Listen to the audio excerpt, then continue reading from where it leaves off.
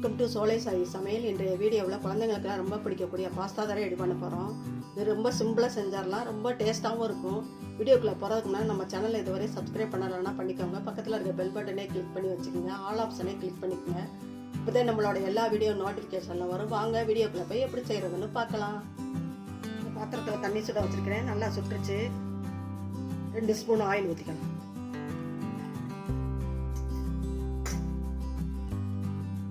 பாஸ்தாவுக்கு தேவையான அளவு உப்பு போட்டு வேக வச்சுக்கலாம்.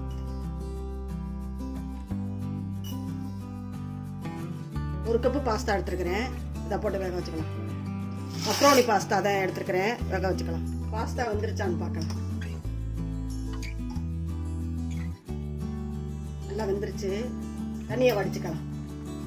கட்டாயம் எண்ணெய் ஊற்றுங்க, அப்போ தான் ஒன்றோட ஒன்று ஒட்டாது.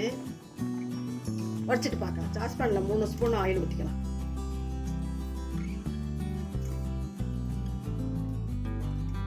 காஞ்சிருச்சு. இஞ்சி பூண்டு பொடியாக அரிஞ்சு வச்சுருக்கிறேன், அதை போட்டுக்கலாம்.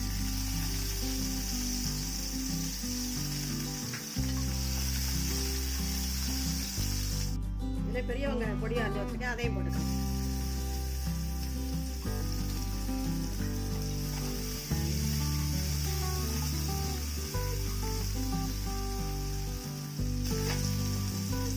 இதில் கேரட்டையும் போட்டுக்கலாம்.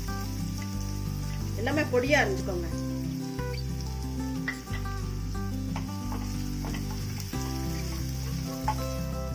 இதில் பொடியாக அரிஞ்சு வச்சு இந்த பீன்ஸையும் போட்டுக்கலாம்.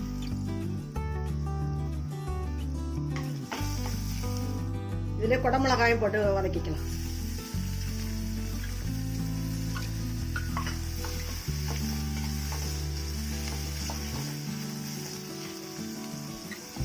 நல்லா வதக்கிக்கலாம்.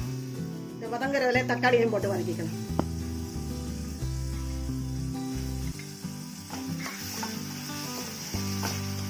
காய்களாம் நல்லா வதங்கிருச்சு. 1 ஸ்பூன் தனி மிளகாத்தூள் போட்டுக்கலாம். காஷ்மீர் மிளகாத்தூள் தான் போடுறேன், உரைக்காது. குழந்தைங்க சாப்பிட்றதுக்கு பச்சை மிளகாலாம் போட வேண்டாம், பெரியவங்க சாப்பிட்டா பரவாயில்ல. 1/4 ஸ்பூன் மிளகுத்தூள் போட்டுக்கிறேன்.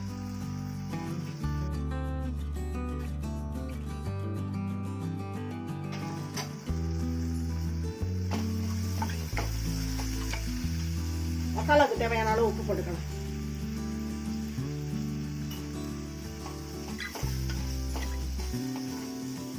பச்சை வாசனை போக நல்லா வதக்கிக்கலாம். காயெல்லாம் நல்லா பச்சை வாசனை போக வதங்கிருச்சு. டொமேட்டோ கெச்சப் ஊற்றிக்கலாம்.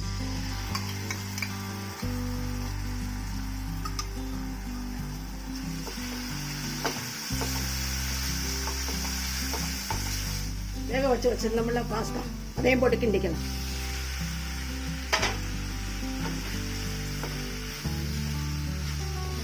நல்லா எல்லா இடத்துலையும் படுற மாதிரி நல்லா வதக்கிக்கலாம். சின்ன குழந்தைங்களுக்கெல்லாம் ரொம்ப பிடிக்கும். இந்த மாதிரி செஞ்சு கொடுத்தா நல்லா சாப்பிடுவாங்க. காய் நிறைய சேர்ற மாதிரி இருக்கும், அதுகளுக்கு பிடிச்ச மாதிரி செஞ்சு கொடுக்கலாம்.